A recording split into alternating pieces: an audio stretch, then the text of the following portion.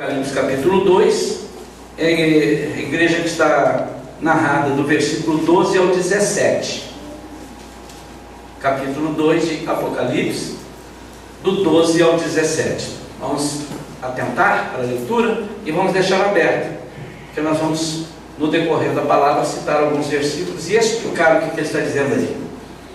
Ao anjo da igreja de Pérgamo escreve: isto diz aquele que tem a espada afiada de 2 gumes: sei onde habitas, que é onde está o trono de Satanás. Contudo, retens o meu nome, e não negaste a minha fé, mesmo nos dias de Antipas, minha fiel testemunha, o qual foi morto entre vós, onde Satanás habita. Todavia, tem algumas coisas contra ti. Tens aí os que seguem a doutrina de Balaão, o qual ensinava a Balaque a lançar tropeços diante dos filhos de Israel, levando-os a comer das coisas sacrificadas aos ídolos e praticar a prostituição. Assim tens também alguns que seguem a doutrina dos nicolaítas. Arrepende-te, pois, senão em breve virei a ti e contra eles batalharei com a espada da minha boca. Quem tem ouvidos, ouça o que o Espírito diz às igrejas. Ao que vencer darei do maná escondido, e lhe darei uma pedra branca, e na pedra um novo nome escrito, o qual ninguém conhece, senão aquele que o recebe. Amém? Graças a Deus. Queridos, nós temos algumas particularidades na igreja de Pérgamo, e nós vamos nos prender às principais, né? Existem algumas características que nós vamos apenas passar batido, mas eu quero me deter a 2, 3 coisas principais aqui, né? A título de informação apenas, nós estamos preferindo não fazer como da primeira vez ou da segunda vez, que passamos o data show com tudo ali, o PowerPoint, porque eu também percebi que os irmãos ficavam tentando ler lá e se perdiam daqui. Então, ela tem alguns pontos que ela vai soltar lá na hora que ela achar necessário. É só as doutrinas que foram estipuladas pelo concílio e que até hoje perduram, a maioria delas, ou se não todas elas, mas nós vamos fazer como quarta-feira passada, eu achei que ficou melhor.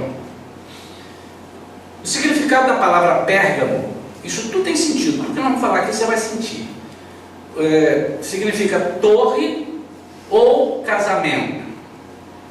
Alguns historiadores afirmam hoje ainda que Pérgamo, o nome, né, chamam de Pérgamo de Lourdes da antiguidade, devido às romarias que eram levadas até lá.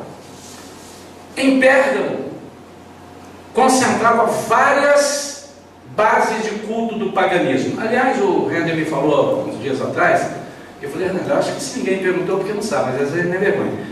Quem não sabe o que é paganismo? O que é que não sabe? Não sabe, pastor, eu não sei. Não tenha vergonha, senão depois você vai ficar sem saber.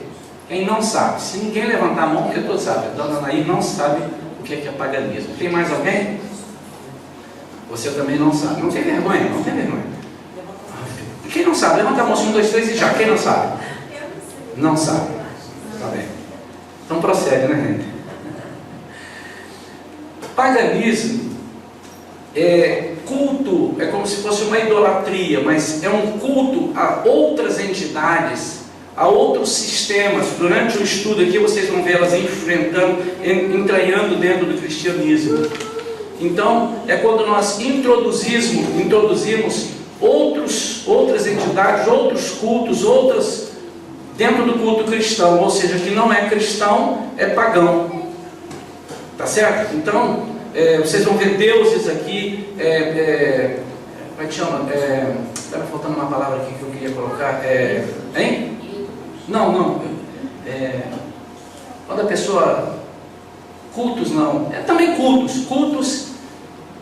Na hora que eu falar aqui do negócio do médico, vocês vão entender que me faltou a palavra. Sincretismo? Não, sincretismo é o que eles estão fazendo aqui, né? O paganismo com o cristianismo é um sincretismo. uma doutrina, uma espécie de uma doutrina. Daqui a pouco vem a palavra. Na hora que eu estiver aqui lendo sobre Esculápio, aliás, quem está para ter neném aí, é um bom nome para você botar. Esculápio. Olha que nome lindo, né? Então nós vamos estudar, falar sobre isso daqui a pouco, você entender. Então, paganismo é isso. É quando você traz para dentro da igreja tudo aquilo que é contrário à palavra de Deus. Tudo que é fora do cristianismo, fora da verdadeira palavra. Tudo que leva para outros deuses. Então, em Pérgamo, concentrava-se várias bases do culto do paganismo. Era o único templo fora de Roma, onde era autorizada a adoração regular do imperador. O grande templo de Zeus, ou Sóter, cujo nome significa Salvador, né? Também lá, e uma grande torre também dedicada a Zeus. Também em Pérgamo era adorado o deus Esculápio, e eu vou explicar o que é isso, que é o deus da medicina, o deus da cura, simbolizando numa cobra.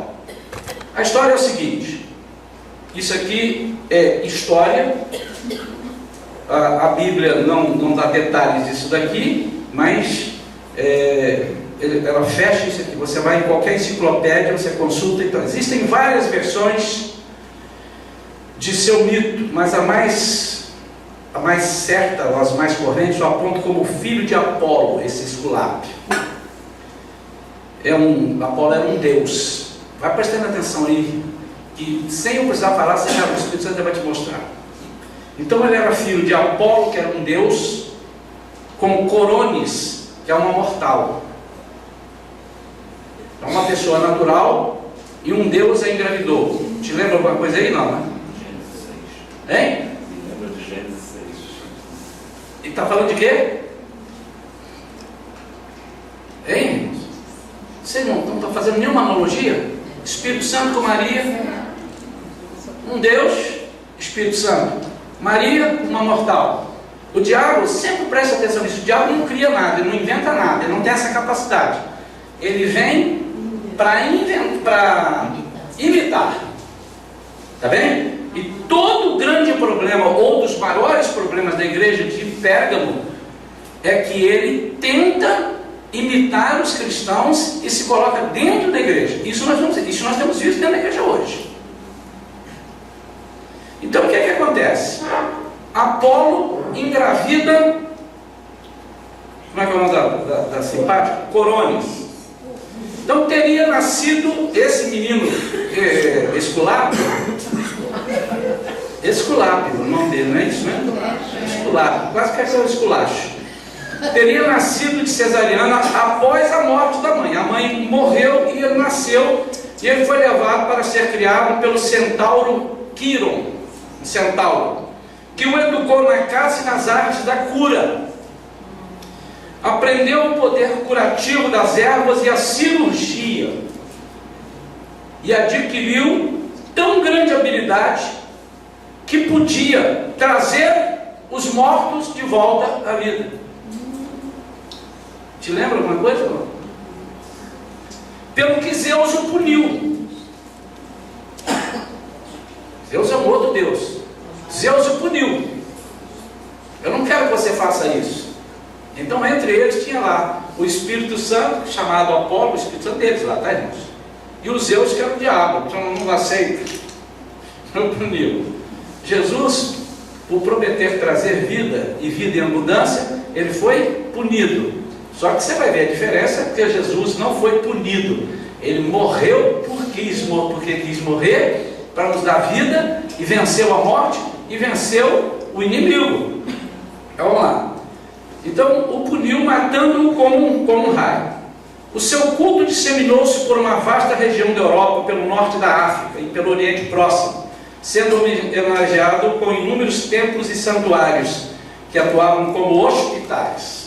A sua imagem permaneceu viva e é um símbolo presente hoje na cultura ocidental. O que acontece? Esse Esculápio, aliás, em Pérgamo, diante da força dessas curas, as pessoas iam para lá para ser curadas. Eu vou te mostrar como. Ali começaram a acontecer os hospitais. E esta cura se dava da seguinte forma: eles criam que uma cobra, a pessoa que estava doente ia para lá, então ia uma cobra, de noite, vinha gente de todos os lugares para lá para ser curado, e a cobra é que curava. Te lembra mais alguma coisa ou não? Lembra o quê? A serpente aonde? Qual era essa serpente? Estou falando da serpente de bronze. Não aqui, a de baixo é o quê? É Satanás, é o inimigo, é o pecado, é a morte. E o de cima? Vamos deixar aqui. O que a Bíblia diz acerca da serpente de bronze no deserto? Quem fosse picado, mas tinha que olhar. Então tinha que ver a cobra. É isso? A serpente de bronze. O que acontecia quando ele visse? E se ele não olhasse? Morria. Isso é Bíblia, amém? Qual era aqui? Se você de noite não vir a cobra, morre. Se ela não aparecer para você, você não é curado. Então, a cobra ficou tão importante que ela virou o símbolo da medicina. Você já viu a cobra embalada no cálice? Então ela é embalada em algumas coisas, mas normalmente ela vem embalada no cálice. Então, aqui começa a primeira introdução que mais lá na frente vocês vão ver. Por enquanto, ainda não aconteceu. Por enquanto está na cidade de Pérgamo. A igreja, por enquanto, ainda não foi afetada. Outros deuses fortemente adorados em Pérgamo eram Apolo e Atenas. Então, Apolo, que era o pai desse menino, Love, né? E Atenas. O paganismo forte se instalou em Pérgamo de tal forma que agora a igreja de Jesus vai ser conduzida a um casamento. Como é que eu disse que o Pérgamo quer dizer? Torre ou casamento, significa isso. Que a igreja de Cristo foi conduzida a um casamento com o mundo. Então os comentaristas dizem que começa aqui a haver um adultério espiritual. Vocês acham que hoje vocês têm visto algum tipo de adultério sexual nas igrejas? Espiritual nas igrejas? Sexual também você tem coisa. Adultério espiritual nas igrejas? Então, eu só quero que você comece agora a perceber, fazendo análise das duas primeiras e acrescentando. Vamos lá, recapitulando aqui. Igreja do século I. Jesus estava no meio, com os líderes em suas mãos, uma igreja rigorosa, mas que já tinha perdido o primeiro amor. Amém?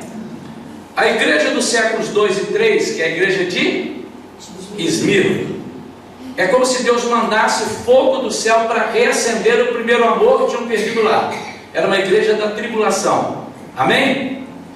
E a igreja agora do século 4, 5 e 6, que essa igreja vai de 313 a 606 depois de Cristo. Então nós vemos Satanás mudando a tática. Até aqui ele perseguia a igreja. Agora ele vai se introduzir corrompendo a igreja. É a união do paganismo com o cristianismo.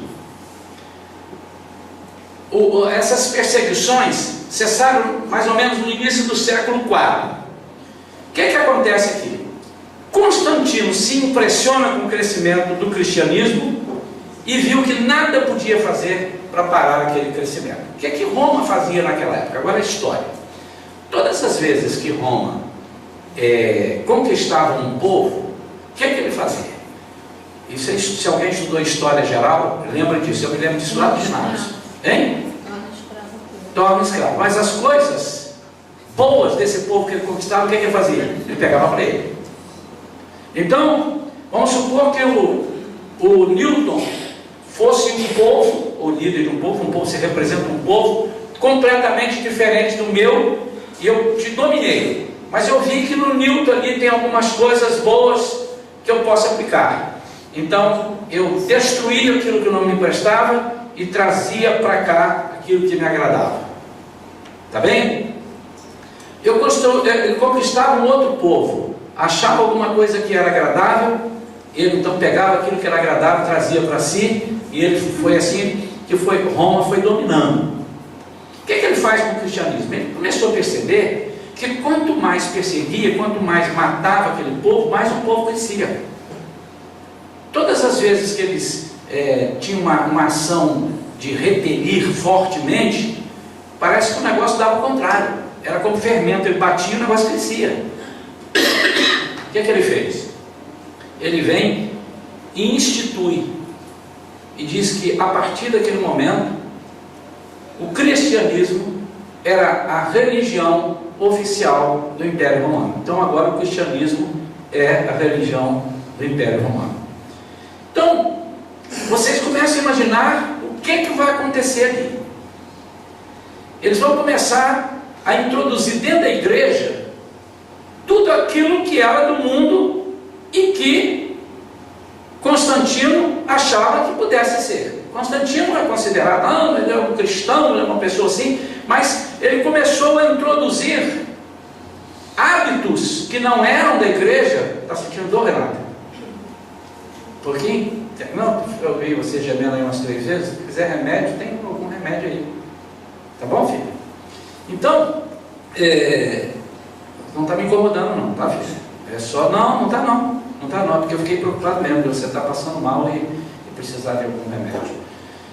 O Constantino, então, o que ele faz? Ele começa a trazer e oficializar. Ele não é que ele fosse crente.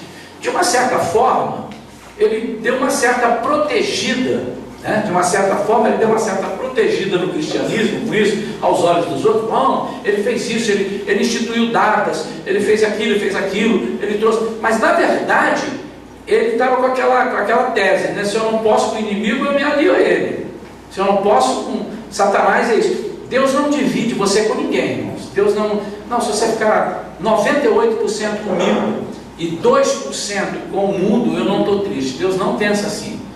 Ele quer você totalmente de coração a Ele. É isso que algumas pessoas não entendem, irmãos. Achando que nós podemos ser crentes e podemos fazer algumas coisas do mundo. Nós não podemos. Porque isso é paganismo misturado com o cristianismo. Nós temos que decidir de que lado estamos. Se nós não temos um amor, deixa eu colocar melhor, se nós não temos capacidade de enxergar as coisas que desagradam a Deus, nós ainda não somos convertidos totalmente. Se você é marido de uma mulher e não consegue identificar o que desagrada a sua mulher, você não conhece a sua mulher, ou vice-versa. Você pode até não conseguir descobrir tudo que ela gosta, porque você já deu 100 presentes para ela, mas ela gosta de 150, falta 50 para você descobrir. Pode até acontecer isso. Com o tempo você também vai descobrindo. Tá? Às vezes é mais fácil descobrir o que ela não gosta do que ela gosta. Mas o que ela não gosta, eu sei. O que ele não gosta, a mulher tem que descobrir o que ele não gosta. E Deus nos deixou a palavra para Ele dizer para nós o que ele não gosta, o que é contra. E quando nós começamos a fazer entortar um pouco a palavra, nós estamos, de uma certa forma, introduzindo o quê? O paganismo. Aí começa a entrar, foi a época que começou a entrar o formalismo religioso. E aí, o título de Pontífices Máximos, ou seja, sumo sacerdote, era um título dado ao imperador, pois ele era também a cabeça da religião pagã romana. Então ele era o imperador e ele era o chefe da igreja, porque foi ele que instituiu. Em 606, são só algumas datas que vamos colocar, e depois eu vou falar de 2 fatos importantíssimos. Bonifácio III intitulou-se Bispo Universal, o Papa. Agora olha o que diz: o ensino foi então sendo oficializado, e veremos alguns decretos instituídos por homens em concílios que iam tomando o lugar da Bíblia. O que é o paganismo? É quando você começa a arrancar páginas da Bíblia e introduzir uma página que você escreveu. São pessoas que procuram alguma passagem bíblica que possam justificar o seu erro. É muito comum. Eu já vi pessoas dizendo assim: rapaz, mas olha só, Davi também não adulterou, e ele não voltou mais forte, ele não foi chamado um homem com o coração segundo o coração de Deus. Então, qual o problema? Adulterei e voltei e pedi perdão. Eu estou na Bíblia, irmãos. Há alguns até que dizem, e os mormons dizem isso, e paz, meus irmãos, alguns cristãos, às vezes metodistas, batistas, assembleanos, eles dizem, não, mas olha só, qual o problema de eu ter duas mulheres? Moisés teve duas, e outros tiveram duas, sim. Tem algumas coisas que são muito aberrações, assim, né? Tipo adultério, e aí a gente acha assim, impossível. Tem algumas igrejas até que têm aceitado, mas aí é menos perigoso para nós, igreja, nos confundirmos com esse tipo de coisa, que mexe com a moral e tal. Mas eu acho que tem uma questão de paganismo que a gente tem que atentar, que é a teoria da prosperidade, por exemplo. Que é a gente inventar coisas como se Deus fosse obrigado a nos dar coisas materiais, terrenas, que não fazem parte do que Ele planejou para nós, e a gente começar a correr atrás disso como igreja e esquecer das outras coisas, né? Eu acho que isso é um tipo de... Muito bem colocado. A prosperidade não é contra a Bíblia. Não tem um servo de Deus sequer na Bíblia que não tenha sido próspero. E próspero não é sinal de rico. Tem gente que não tem muito dinheiro e é próspero. E tem gente que tem muito dinheiro e não é próspero. Então a prosperidade é palavra de Deus. A teoria da prosperidade, a teologia da prosperidade, é a teologia onde você obriga Deus a me fazer próspero. O que a Bíblia está colocando é que a pessoa começa a fazer leis para você ser próspero. Se você trouxer isso assim, botar aqui no altar e não sei o que, você terá 3 casas. Tudo que ligares na terra será ligado no céu. Exatamente. Isso não tem a ver com prosperidade, mas pode ser da prosperidade. Vejam bem, as pessoas começam a pegar e entortar o que a Bíblia diz para se beneficiar. E isso foi uma das coisas que o paganismo tenta colocar. Outra coisa é arranjar saídas para que nós possamos fazer alguma coisa diferente daquilo que a Bíblia ensina. Irmãos, eu vou repetir aqui. Eu sei que há na igreja pessoas que gostam de brincar, de não jogar a dinheiro, mas gostam de jogar baralho. Eu sei. E sei até nomes de pessoas que fazem isso. Irmãos, eu não vou cortar da igreja, não. Porque eu não tenho esse poder de tirar você por uma coisa que você decide. Até porque você deve ter coisas que eu não sei que devem ser mais graves do que essa. E eu não sei que você nunca me contou, nunca me deixou de ver. O que é que eu quero que você entenda? Vou te dar um exemplo aqui. Eu já expliquei sobre o baralho na nossa classe, falamos mais detalhes. Esse homem aqui foi um jogador que já perdeu tudo na vida, o Sr. Newton, e ele conhece de baralho, que eu acho que ninguém aqui conhece. E quem perdeu o nosso estudo lá da classe, perdeu não estava na classe, né? Um dia qualquer eu vou pedir para você, a sutileza. Então eu já vi pessoas dizer assim, caramba, mas eu não jogo a dinheiro. Vocês já viram falar isso? Eu não jogo a dinheiro. Então, se eu não jogo a dinheiro, eu posso. Eu posso, porque eu não estou jogando, eu estou brincando com a minha esposa. Mas isso é uma das instruções do paganismo. É como Satanás se introduz. Ele entra para dizer, isso não tem problema. Daqui a pouco vão acontecer as coisas mais graves, como você poder casar 5 vezes, não sei o quê. Nossa igreja entende que uma pessoa pode se divorciar, uma igreja entende que pode acontecer isso, nós aceitamos, está no estatuto da igreja, está no estatuto que eu posso receber, obviamente que eu posso e eu não tenho que receber.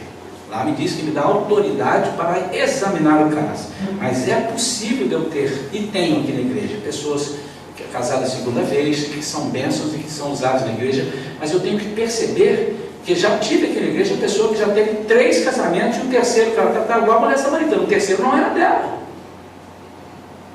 E isso é normal, porque nós estamos vivendo num mundo que caminha para isso, porque há igrejas que aceitam isso. Eu tenho um parente que era pastor, separou da mulher, cometeu adultério, e ele está numa igreja, e o pastor está botando ele para selar o manda-chuva, porque ele acha que é normal, e ele diz, nós estamos no tempo da graça. Mas não é assim, irmãos. Então esse é um dos exemplos. E eu vou mostrar aqui daqui a pouco mais alguma coisa. Vamos caminhar? Sim, querido. De uma certa forma, sim, porque a maçonaria é uma instituição oculta e ela fere a palavra de Deus. Eu não sou um profundo conhecedor, mas eu já estive lendo sobre a maçonaria, e ela fere a palavra de Deus sobre algumas regras que eles têm lá. Então, se você entrar na internet e perguntar assim, é possível ser crente e ser maçom, alguma coisa desse tipo, ele vai te mostrar o que fere a palavra. Nós não vamos entrar por aqui agora, senão eu vou falar sobre maçonaria e vamos esquecer aqui. Mas tem alguns princípios sobre você não poder contar nada para ninguém, né? Você, tudo que acontece aqui tem que ser o que Jesus fala, conte para todo mundo, fala das maravilhas. Você negar lá, você chega lá e diz que agora eu reconheci, como é que é? Quem conhece um pouco mais de... Agora eu conheço a luz. Então antes você não conhecia, você é um crente, está batizado, trabalha na igreja, tu pode ser até batizado com o Espírito Santo. Se você entrar para a maçonaria, você tem que dizer isso, que agora você conhece a luz, e tem outras coisas ali. É uma forma, sim, então.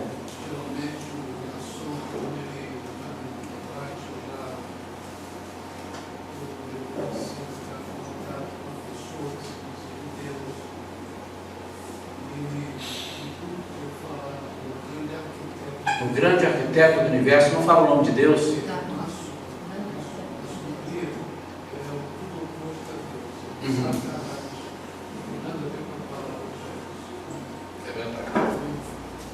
Então, essas decisões, por exemplo, uma das coisas que depois eles começam a resolver no concílio, formando, dizendo o seguinte: o dirigente máximo, também por outro decreto, foi considerado infalível em suas decisões. Escutaram isso aqui? O dirigente máximo foi considerado por decreto, ele decretou por ele mesmo, que ele é infalível em suas decisões. Infalível.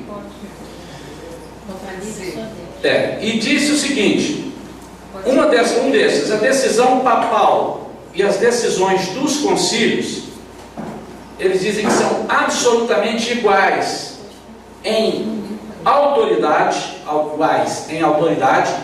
iguais à palavra de Deus.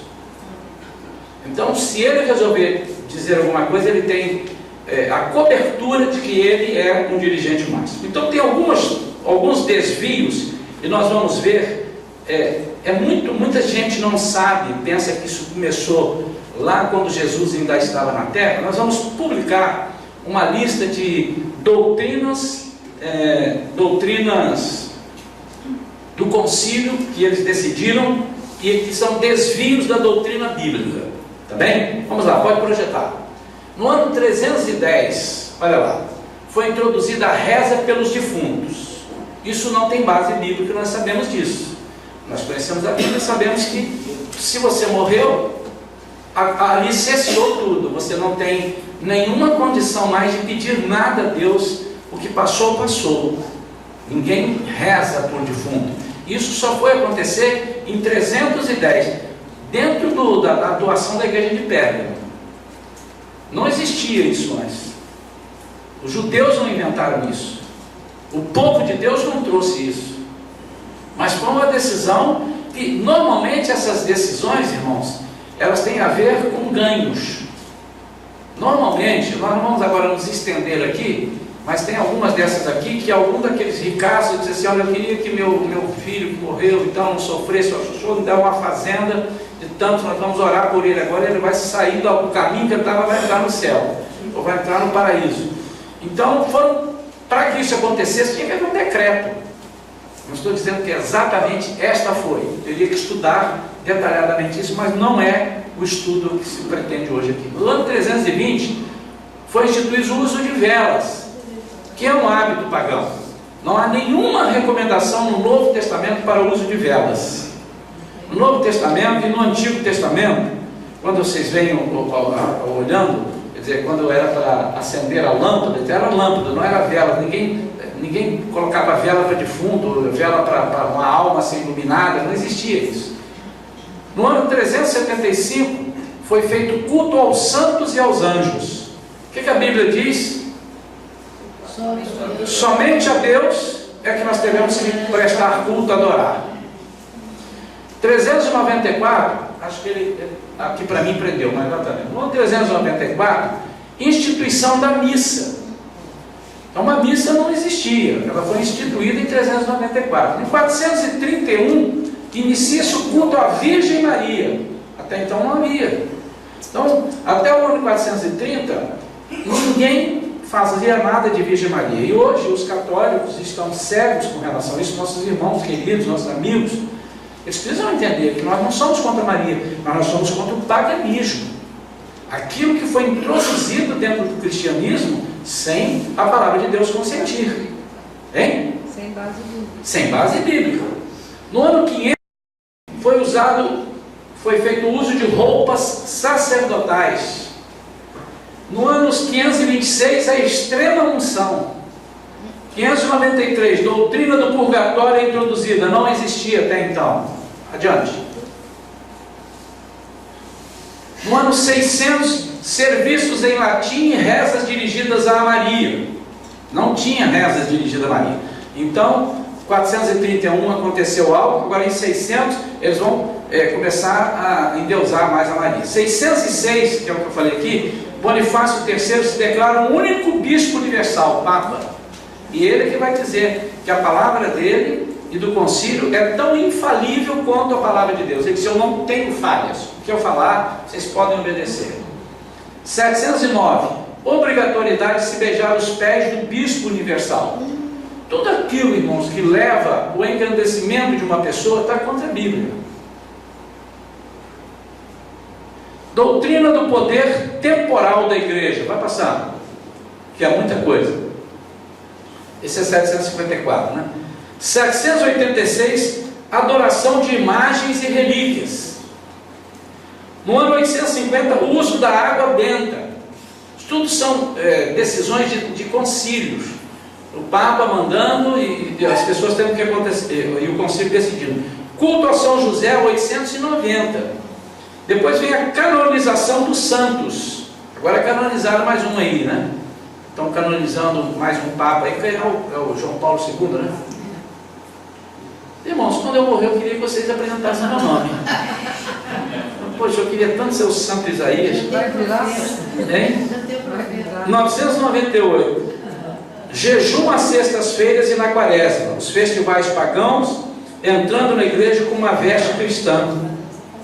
1003. Instituição da festa dos fiéis defuntos. 1074. Celibato sacerdotal. Instituído por Bonifácio VII. Com a explicação de ser para que os descendentes, os herdeiros, não desviassem as possessões da igreja. Essa explicação é dada por eles até hoje. 1076, dogma da infalibilidade da igreja. Irmãos, quem é a igreja aqui? Shalom, quem é a igreja? Somos nós. Então nós somos infalíveis, é isso? Não. A começar pelo pastor. Todos nós somos falhos, irmãos, somos humanos, né? 1090 aparece o rosário, tinha origem no Oriente.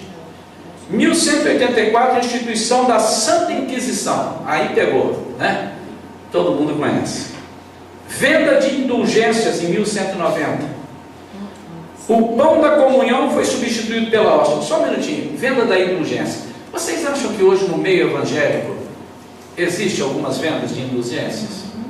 Hein? Existe. Como assim? Vocês podem dar um exemplo de uma venda de indulgência no meio evangélico, no meio cristão? Diga. Hã? Dízimo? Dízimo gordo. Dízimo gordo. Aí quem é que tem o dízimo gordo? Então quem dá dízimo gordo é isso? Quem? Mais especial. Não, acho que Explica aí pra mim. acho que venda de indulgência não é questão de... Não é. Mas é o tipo. Não, venda de indulgência é outra coisa.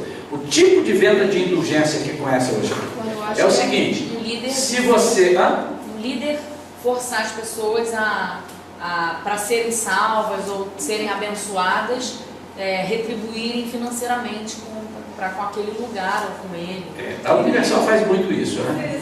Não está errado que quanto mais você dá, mais Deus te dá. O que está errado é você dar para receber aquilo que você precisa. Mas aí, por exemplo... Mas eu vou falar um negócio do dízimo aqui, depois... Não está errado você dar... Obviamente, quanto mais a gente se desapega às nossas coisas materiais, Deus nos abençoa, porque a gente não está apegado naquilo. Mas eu acho que tem muitos líderes que estão usando assim, olha, condicionando. Quanto mais você der, mais Deus vai te abençoar. Mas não coloque seu coração nisso não. Automaticamente a gente coloca, entendeu? Eu acho que Eu vou dar um exemplo daqui a pouco, que eu estava até conversando com a Sônia e o Ed, que eles me fizeram a visita na hora que eu estava terminando esse estudo, sobre a profecia de Balaão. Eu vou dar um exemplo dessas coisas, como é que maldição sem causa na minha vida não pega mesmo não. Eu vou te mostrar por onde o diabo pega.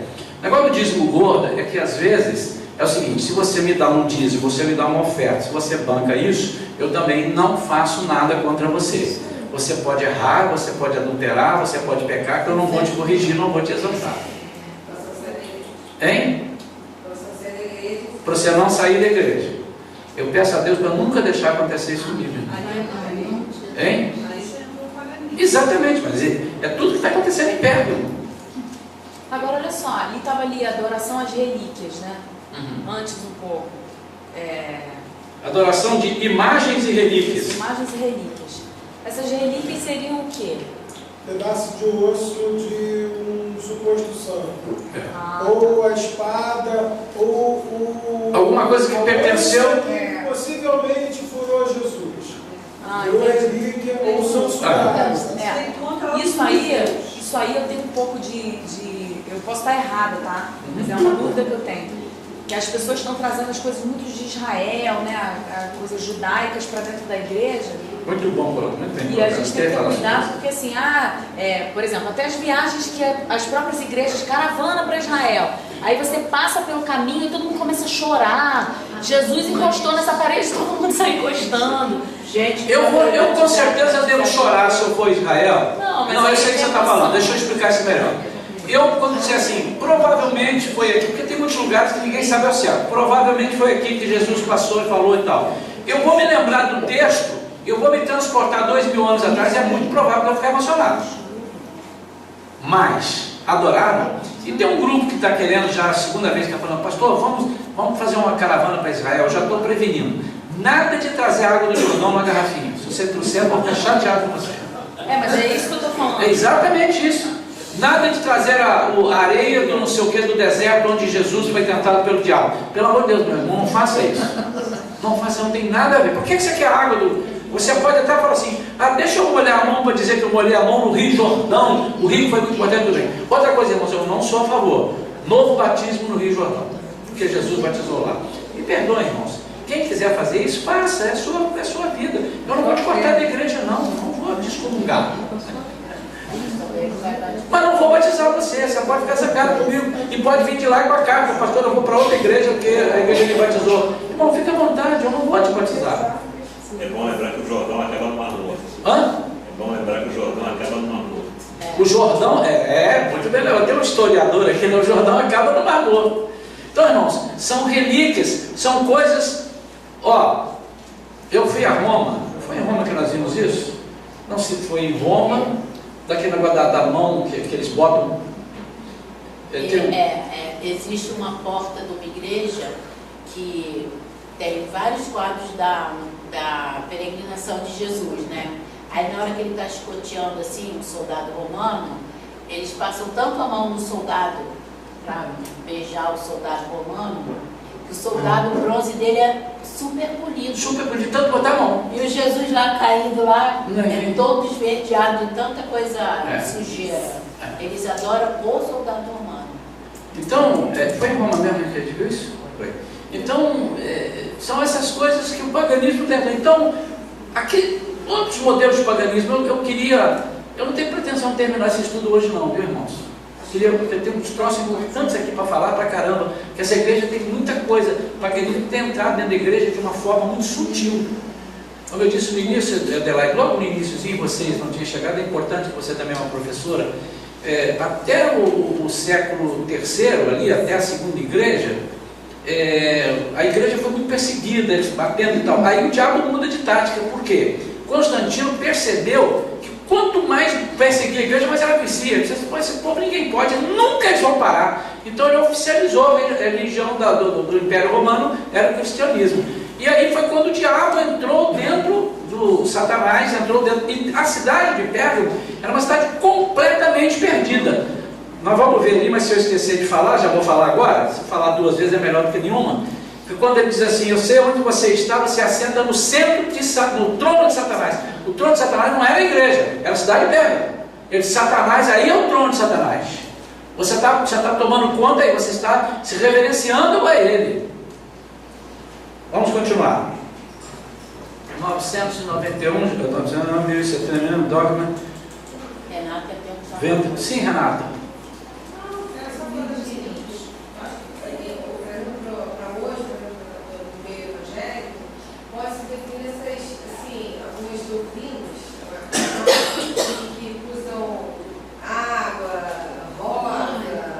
Então, isso.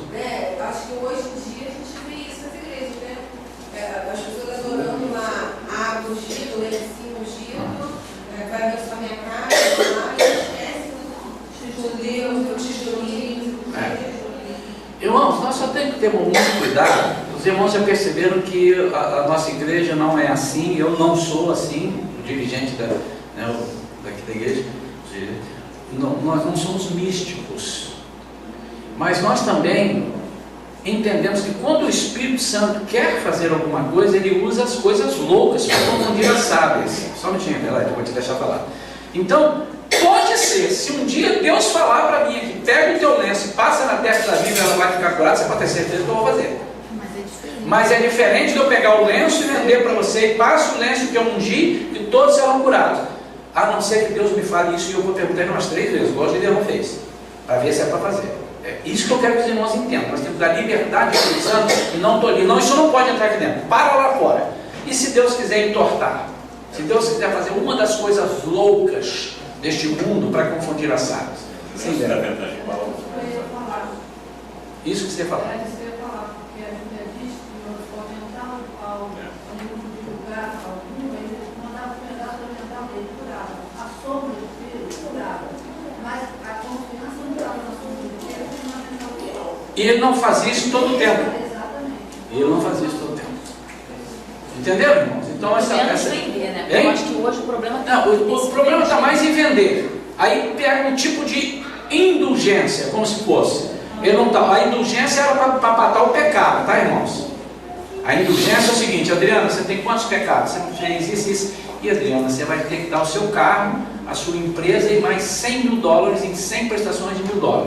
Aí para tirar o pecado. A indulgência era mais para isso, para te garantir um lugar no céu. Mas um tipo de indulgência esse é o grande perigo.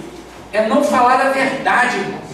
Eu ser amigo da Beth e ela está toda hora com a gente aqui passeando, comendo, bebendo ali, passeando, e eu ver um negócio errado na Beth, eu não vou falar porque ela é minha amiga. Então eu prefiro perder a amiga do que perder o poder de Deus na minha vida. Infelizmente, se ela não entender, Beth, eu lamento, mas amigo é, né? Sim, Adelaide? Uma bem recente, lá agora no Rio de Janeiro, foi proclamado lá no jornal, todo ano, que os jovens que fossem aos movimentos teriam seus pecados todos perdoados. Isso. Agora, era só falar de outra forma.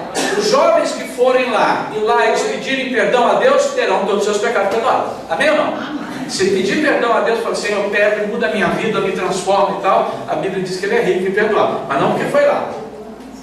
Amém? Pastor, a ideia é sempre aonde está o coração. Ter a rosa é pecado? Não, mas confiar na rosa como libertação da casa, do que quer que seja, é. Ter uma Bíblia aberta na sala é pecado? Não. Mas confiar naquela Bíblia aberta simplesmente já é. Até porque, irmãos, eu já fiz algumas coisas aqui e os irmãos poderão, pastor, o senhor está se contradizendo. Porque o senhor falou aqui que uma semana, toda vez que você lembrasse um negócio assim, você fechasse a mão, você está aqui. É o hábito da lembrança, não é a sua mão. Ou então não é impor a mão ali, ou então não é o óleo que você vai ungir. Mas é no momento que você vai ungir a pessoa, você está declarando, está consagrado a isso, o Senhor está com soberania sobre isso. Isso é muito importante. Palavras que os irmãos estão dando parte, os irmãos estão mostrando, estão entendendo. E eu queria que se o irmão não concordasse, ou tivesse dúvida, pelo amor de Deus, pergunte. Se você não conseguir perguntar, escreve no papelzinho, me traga na quarta-feira, pastor, eu fiquei com a dúvida ali. Eu acho que o senhor fez um dia assim, eu não entendi. Por favor, irmãos, não vamos ficar com dúvida. E nem vamos sair da igreja porque você não gostou de uma palavra que eu dei aqui hoje. Volta e vamos tirar as dúvidas, tá bem? Depois você até pode sair, mas tire as dúvidas. Sim. Hein? De venda de indulgências. Foi um ponto firme que Martinho Lutero bateu. Esse foi um dos pontos que ele falou, cara, não existe isso. O pão da comunhão foi substituído pela hóstia. Nós sabemos que a hóstia não é um pão. Você não tem um. Irmãos, lá em Portugal eu fui numa igreja de português, mas é um brasileiro que era... É um brasileiro que veio de lá, de Minas. Ele era da Assembleia de Deus, mas ele tinha umas visões completamente diferentes.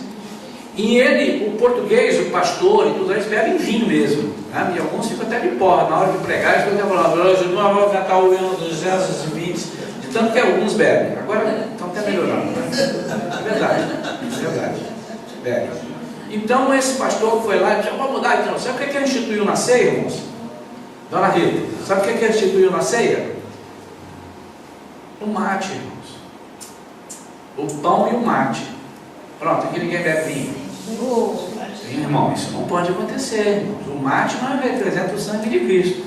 O suco da uva nós não bebemos. Essa igreja é abstêmia ou abstêmia. Então, essa igreja, você pode beber o que você quiser, tá, irmão? Mas a igreja, no estatuto, nós não bebemos. Então, nós colocamos o suco da uva. Tem até um estudo que futuramente a gente pode passar. Ah, mas Jesus falou do vinho. É o vinho novo. É o vinho sem fermentação. Jesus era contra o fermento. Não tem sentido. Todo fermento ele falava pecado. Não tem sentido ele mandar você beber um vinho com pecado. Não tem sentido. Mas isso é outro estudo. Adoração. Peraí. Venda de gente, o pão da comunhão foi substituído pela hóstia. Criou-se a confissão auricular. Dogma da transubstanciação. Eu falo, de vez em quando eu falo aqui na ceia, né? Eles creem o quê? Que o pão, na hora, se transforma no corpo. Não é como se fosse o corpo. Por isso que não pode mastigar. Não pode mastigar. Tá? Foi aqui que foi decretado que a hóstia se transforma no corpo de Cristo e o vinho em seu sangue. Decretado por Inocêncio III. Então isso... Oi? Não sai sangue. Não sai sangue. Pelo Inocêncio, não, para eles lá estão mostrando isso. Adoração à hóstia. Então, por conta disso, adoração à hóstia. Porque a hóstia é o corpo de Cristo para eles. Então, vou adorar. A hóstia não é pão? Não. Eu não sei bem a substância que você sabe, Renato? Eu acho que levam farinha também. Entendi. Porque não pode mastigar.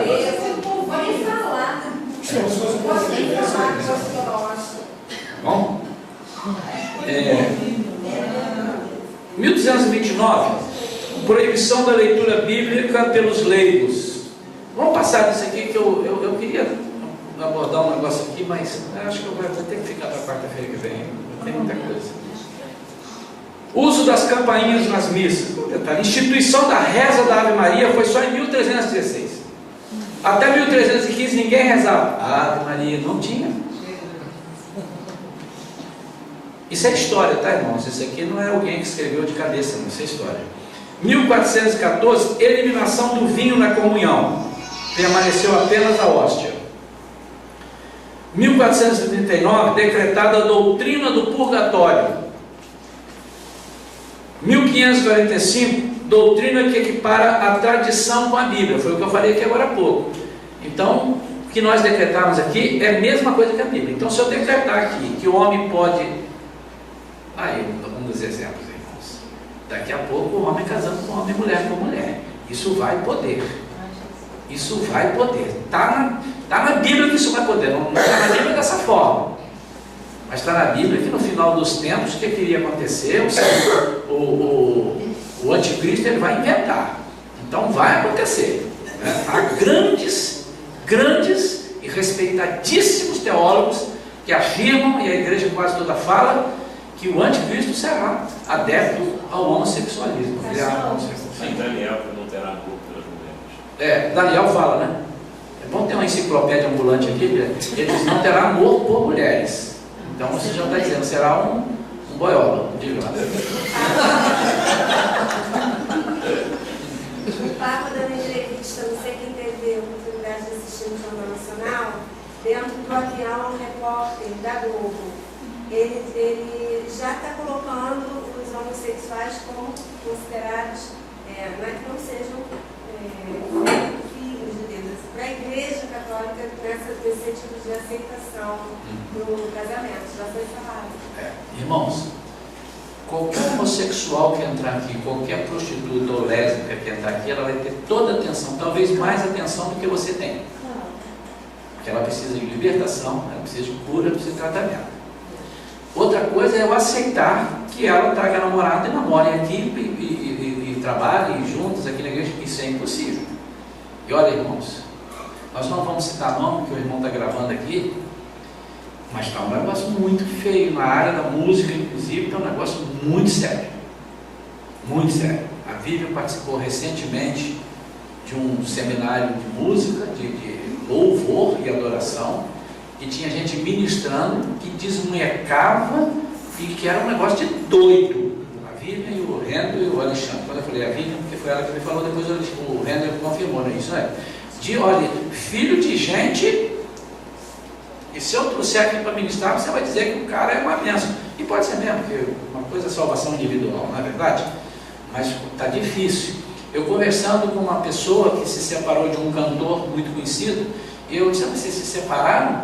E ela disse assim, me separei, pastor. Não, mas ele já casou. Eu falei assim, você não vai casar? Foi ele que disse, pastor, está difícil. Essa raça está em extinção, nós estamos tendo muita concorrência. E ele disse assim, não, mas você disse, não, agora o que tem de homossexuais dentro da igreja e no louvor, enfim, uma pessoa de uma outra denominação completamente fora daqui. E tem bem claro que eu sou baixo, hein? Em 1546 surge a introdução dos livros apócrifos. São aqueles livros, Tobias, Judite, Macabeus, né? 1600, introdução do escapulário, Bentinho, o que é isso, hein? Escapulário, Bentinho. É aquele negocinho que vem. Que maladinho que usa num cordão, batidinho, acho que é oração. Você já usou aquilo? Não. Eu já. Já usou. É o que era oração aquilo? Não, é a imagem. Proteção. Nas costas. 1800, irmãos, tudo que tira Jesus da reta é paganismo, é idolatria. 1854, dogma da Imaculada Concepção de Maria. 1860, dizendo que ela não tinha mácula. Então, a única pessoa que não tem mácula, nunca teve mácula, foi Jesus. 1864, condenação da separação da igreja do Estado. 1870, declaração da infalibilidade papal, por Pio IX. O Papa não falha. 1950, quando eu nasci, dogma da presença real e corporal de Maria no céu, ascensão. Então, quando eles disseram, não, mas Maria foi ao céu, mas foi criado em 1950. Até 1949, Maria, ninguém sabia que era, né? Eu creio, irmãos, que ela foi salva. Eu creio, sinceramente creio. Mas, daí ela está viva, não, ela está morta, guardando junto com os outros mortos, meu pai, meu avô, meus parentes, seus parentes, está tudo aguardando juntinho o arrebatamento da igreja. O que mais eles falam é porque essa grandiosidade de Maria, porque ela, né, só que ela é seu pai, que foi no direito, ela debate eterno, porque ela foi, a gente teve outros filhos, né? Só que Maria teve outros filhos? Desculpa. Maria teve outros filhos. E aí, o que acontece? Mas ele, não, mas mesmo que não tivesse outros filhos, como ela nasceu, já rompeu tudo ali, entendeu? Não. Mas ele diz assim, então, não teve consumação, entendeu?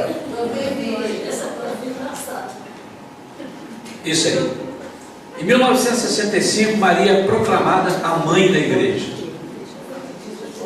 Então foi em 1900, eu tinha 15 anos de idade. Eu lembro até que me chamaram para participar da... eu não podia. Foi proclamada a mãe da igreja. Então vocês percebem que isso aqui são desvios da doutrina bíblica. Essas coisas foram introduzidas na época em que a igreja de Pérgamo existiu, e a influência do paganismo começa aqui. Isso vai perpetuar agora, mas ele começa aqui na igreja de Pérgamo. São 9h25. Eu tenho dois assuntos legais, duas coisas muito bacanas para colocar aqui, e eu não vou conseguir fazer isso hoje. Eu não quero julgar. A Vera falou assim: filha, é melhor a gente esperar, porque queremos aprender legal. E tem uma que tem relação com a profecia de Balaão. E é muito importante que nós entendamos a profecia de Balaão. Tem muita coisa que é dita que as pessoas ouvem dizer: não, porque a mula de Balaão profetizou. Ela não profetizou. Ela falou, ela não profetizou. Quem profetizou foi Balaão, e depois da mula falar. Ela falou que ela estava apanhando, e porque ela estava indo por um caminho que Balaão não deveria ir, que o anjo estava impedindo. Aí a mula não queria ir. Isso aconteceu até com meu pai, com a mula do meu pai mesmo. Meu pai tinha uma mula, e ele ia ser morto, e o anjo que segurava a mula voltava. Eu já contei isso aqui na igreja. Mas esse é um ponto. E eu quero explicar aquele negócio, e muitas pessoas se seguram dizendo assim: maldição sem causa, hein? Não se cumpre. É verdade. E o diabo sabe disso. Mas ele sabe como é que vai suprir, como é que vai acontecer a maldição na sua vida. Ele sabe. E ele arma para você. Que é o que aconteceu com o povo de Israel aqui. Tá bem? Foi um toque sutil de Balaão.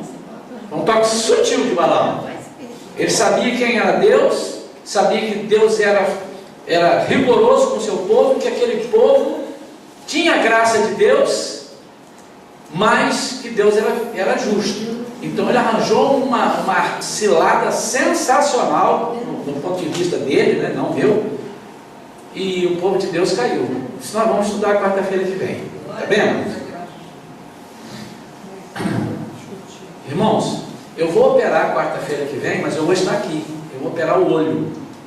Como eu falo com a boca, não tem problema nenhum. Eu vou operar essa pálpebra aqui, vai estar muito inchado. O cara disse: você não pode vir na igreja uns 3 dias, mas eu vou estar aqui, se Deus quiser. Nós vamos fazer isso. Se eu não conseguir falar, alguém vai falar para me ajudar, mas eu quero estar aqui até para dar uns palpites. Mas eu vou pedir para os irmãos. A Bela falou: não fala não, senão o povo não vem. Não, vem sim. Vamos continuar, tá bom, irmãos? E tem outras pessoas que podem terminar para mim. Tem a Adelaide, tem o Nil, tem a Bíblia, tem outras pessoas aqui que podem fazer. A apostila está na mão, tá bem? Eu quero falar sobre isso, e quero falar sobre o versículo 13, o versículo 12, onde o versículo 12 ele mostra um tipo de espada, lá na frente ele mostra outro tipo de espada. Uma é remédio e a outra é juízo. Tremendo, irmãos, tremendo. Então, ao anjo da igreja de Pérgamo escreve: isto diz aquele que tem a espada afiada de 2 gumes. A espada de Deus é o quê? O que é a espada? A palavra. O que eles estavam fazendo? Eles estavam se desviando da palavra. Então, vocês lembram quando eu falei que toda vez que ele se apresenta à igreja, ele apresenta de uma das formas que aquela igreja precisa? Agora ele já é a espada, que tem a espada afiada de 2 gumes, porque aquele povo estava esquecendo completamente, e ele quer que a palavra entre aqui. Depois da espada ele vai falar na frente, e nós vamos estudar ainda sobre o juízo. Sei onde habitas, que é onde está o trono de Satanás. Onde está o trono de Satanás? Dentro da igreja de Pérgamo? Não, na cidade. Contudo, retens o meu nome, não negaste a minha fé, mesmo no dia de Antipas, minha fiel testemunha, qual foi morto entre vós, onde Satanás habita. Antipas é um cara que se levantou contra tudo isso. E vários Antipas, entre aspas, Antipas é o nome de uma pessoa, mas vários Antipas se levantaram e foram mortos, nenhum sequer sobrou. E nós sabemos, irmãos, que aqueles que estiverem na grande tribulação e que se levantar contra alguma coisa, vai morrer. É um Antipas. Pastor, eu não quero não. Então aceita Jesus agora, fica firme com ele para você ir no arrebatamento. Porque vai ser muito terrível o período do arrebatamento. Todavia tem algumas coisas contra ti. Tens aí os que seguem a doutrina de Balaão, que nós vamos falar quarta-feira que vem, o qual ensinava a Balaque a lançar tropeços diante dos filhos de Israel, levando-os a comer das coisas sacrificadas aos ídolos e praticar a prostituição. Isso é muito sério, irmãos. Eu estou num propósito com Deus de não ser o melhor pastor, que eu sei que eu não sou, de não ser o melhor pregador, não de ser o melhor pregador, digo que eu não sei que eu não sou, mas eu estou num propósito de não desviar nenhum de vocês. Que vocês se desviem é uma coisa, mas eu desviar vocês, não, aí não. Então, algumas pessoas já passaram aqui pela igreja e não concordaram com a doutrina da igreja. Outros passarão e não concordarão. Mas cada dia que você ficar e eu entender que você está concordando, eu preciso da sua ajuda, porque a carga é pesada. Aí vem as fofocas, como é que chama? As acusações, as covardias, e nós precisamos levantar. Vocês são Antipas. Não, irmão, isso não pode, não está errado, irmão, nós não podemos fazer isso. Das mais sutis formas eles vão surgir. Eu fiz um propósito com Deus, Senhor, se a igreja não passar de 120, 100, porque nós temos 120, 130, ela vai a 140, volta a 130, e ela fica nisso aí já há 1 ano e pouco. Se ela ficar mais 3, 4 anos e for da tua vontade, eu estou feliz. Meu sobrinho Marcos, que já pregou na igreja lá antiga, o filho do Arlindo, ele disse, tio, eu estou numa igreja nos Estados Unidos, que ela tem, acho que 20 mil membros. Ela é um quarteirão todo, é uma igreja americana, um quarteirão todo, ou 2 quarteirões, sei lá, tem escola, tem tudo. É uma igreja moderna, chama-se... Calvary Chapel. Hein? Calvary Chapel. Exatamente, Calvary Chapel. Então, chapéu, capela, né? Ele disse assim, o pastor recebeu uma palavra de Deus, ele veio do México, da Califórnia, aliás, veio para aqui, para a Flórida, botou a igreja, e Deus falou claro com ele, que ia fazer, que ia prosperar. Ele disse, mas teve uns 4 anos, durante 4 anos a igreja não passou de 40 pessoas. E ele não entendia, ele chegou a perguntar para o Senhor, será que eu entendi a palavra certa? E aí ele foi rejeitando algumas coisas, foi botando para fora. Teve um dia que ele chegou, isso ele já falou lá, que ele chegou a dizer, Senhor, eu acho que eu tenho que ser mais manso, porque eu não estou segurando ninguém na igreja. E o Senhor disse, não faça isso, você está certinho, aguenta aí. E ele foi segurando, levou quase 4 anos, se não me engano, com o mesmo número de pessoas. Entrava e saía, entrava 40 pessoas, irmãos. Aqui ainda estamos com 120, né? 40 pessoas. De repente, irmãos, a igreja começou pá, no momento de Deus falou, agora vocês estão prontos, agora o alicerce está pronto, pode começar a fazer. Tem mais de 20 mil membros e não tem tantos anos assim. É lógico que eu tenho a visão do crescimento, eu quero, mas nós temos que ter cuidado com a saúde da igreja. Nós temos que ter cuidado. Essas igrejas numerosas foram coisas de ultimamente. Ultimamente. Alguém inventou que as igrejas prósperas e onde está Deus são as que estão lotadas, as pequenas. E aí os líderes acabam ficando nessa preocupação de ter uma igreja grande, de ter... A não ser igrejas dessa, por exemplo, a Assembleia de Deus de Cuiabá tem 20 mil membros, não é no campo não, na igreja. É uma cabe 20 mil pessoas sentadas. Foi até uma que desabou o teto uma época aí. Mas ali é uma coisa muito antiga e eles vão, não tem muita coisa, vai para ali mesmo, vai tudo convergindo para ali. Existem igrejas assim, né? E existem aquelas igrejas que são abençoadas também, mas tem aquelas que não estão com muito compromisso, querem encher. Irmãos, eu não quero julgar quais são elas, mas tem muita igreja que quanto mais gente, mais dízimo, mais dinheiro para todo mundo, inclusive para o pastor. Porque é impossível uma igreja que dá $1 milhão por mês de dízimo, o pastor não ganhar uns $100 mil por mês. Como é que o pastor não vai ganhar $100 mil por mês? A igreja ganha $1 milhão. Não é? Então, Mas tem igreja que o salário do pastor é condicionado ao dízimo, percentual. é verdade. Então, irmãos, não são todas assim, mas existem pessoas que veem um número, e por isso que nós temos que ter cuidado.